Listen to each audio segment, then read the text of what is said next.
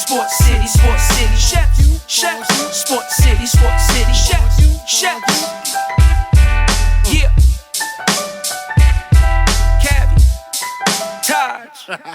Hello and welcome to the first edition of many of the Sports City Chefs finger foods exclusively on the YouTube channel, Sports City Chefs YouTube channel. I am your host, the villain, Barry, here to talk to you a little bit about my observations of Week 1 and the New York Football Giants, because I am a New York Football Giants fan.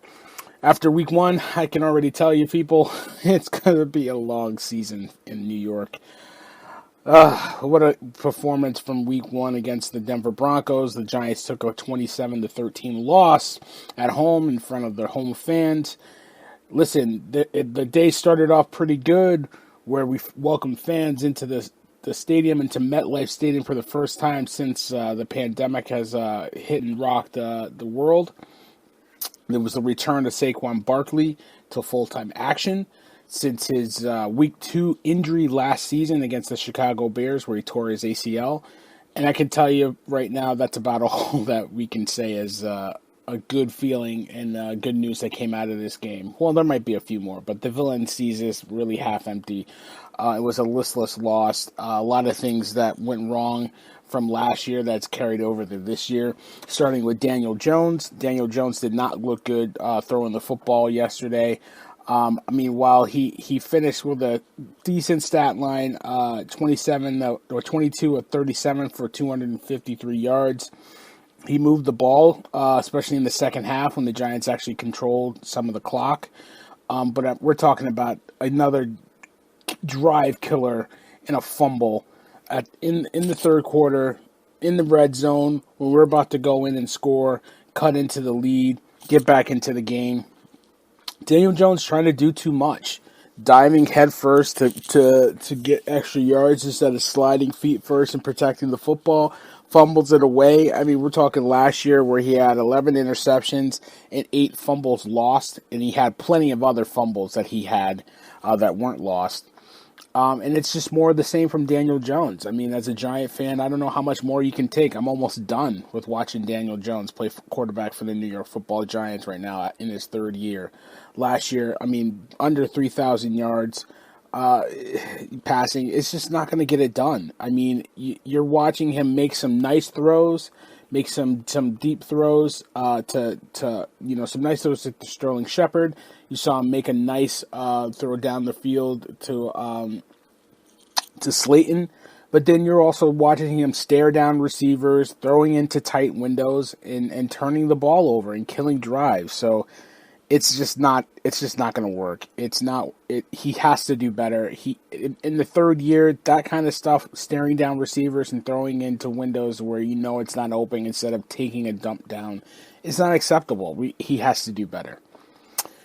Moving into the offense as a whole, Jason Garrett, this is his second year as the play caller. I got a interesting tweet I saw from Giants Daily on Twitter that said Garrett's been the offensive coordinator for 17 games for the Giants, and the Giants have scored under 20 points in 10 of those games. That's not acceptable. And another tweet that I saw out there, another stat line that I saw, is that the Giants, since 2017, have never had a winning record. They're the only team in the NFL since 2017 that has never had a winning record at any point in the season. We're talking 1-0, 5-4. You know what I mean? They have not had a winning record. That's not good.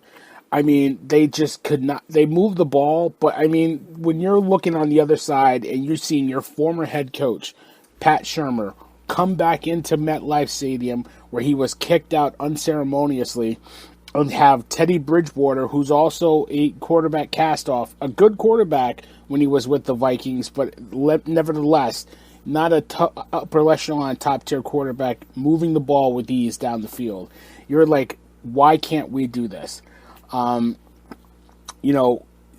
It's just one of those things, like where, on a fourth down, you had a questionable play call to try to get points, and then, they didn't get the fourth down conversion, a fumble in the red zone.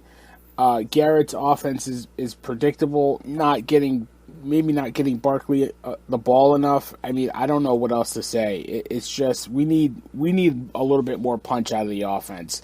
It's time to get a little bit more creative. I know you have pieces at the skill position. I know the offensive line is a hindrance. I mean, you're seeing tweets and you're seeing pictures of Nate Soldier blocking his own guy. The offensive line, for the most part, I would probably grade out as a C plus maybe. Wasn't terrible, wasn't great, but they didn't open up holes in the run game. But I think for the passing game, I think they were mostly efficient. But then they just can't move the ball. So, and then another head coaching goof by Joe Judge is throwing a challenge flag on a scoring play. I mean, what are you doing? You don't throw it. You don't challenge. You can't challenge a scoring play. All scoring plays are reviewed, and you just wasted a timeout. It's just burning currency. It's just stupidity, and we got to do better than that. The defense, as a whole, I thought the defense played okay. They could play a lot better. I think they were on the field a lot in the first half because they couldn't get off the field. They couldn't end drives on third down, and then when they did, they couldn't get off the field on fourth down. I think the Broncos converted all of their fourth down plays, if I'm not mistaken. So they might have missed one or two here and there, but anytime they went for it on fourth down, they converted. And the Giants just need to get off the field and get the ball back to the offense. The defense forced some turnovers, including a big turnover inside the 5-yard line where Logan Ryan punched out the ball near the goal line to get the ball back to the Giants offense. But I mean, one thing that kind of stands out to me, other than the fact that they couldn't get off the field on third and fourth down, was the pass rush. The Giants had to manufacture a pass rush with linebackers and safeties to get pressure on Bridgewater. It was one of those things watching the NFL draft that I hope they had addressed with a top-tier edge rusher. Now, I like the rookie from Georgia, Aziz, but, Carter and Zemeni's not getting the job done. I mean, Carter played 58 of the 66 defensive snaps, got 4 tackles and no pressures. Zemeni's played 29 of those 66 defensive plays, got 1 tackle, no pressures. Aziz played pretty well, 34 snaps, 1 sack, 3 tackles, 1 was for a loss and a quarterback hit. So expect him to get more snaps and probably take away some plays from the others. But, I mean, he was the only one that was pretty much effective as an edge rusher. They got to get more pressure. They got to manufacture pressure with down 4. Just like the old days with Strahan, OC, Tuck, and company, and JPP, who looks pretty good in Tampa Bay. They got to be able to get pressure. It left the secondary exposed. They couldn't cover up people in the back end because they couldn't get pressure. Nobody can cover for more than 5 seconds.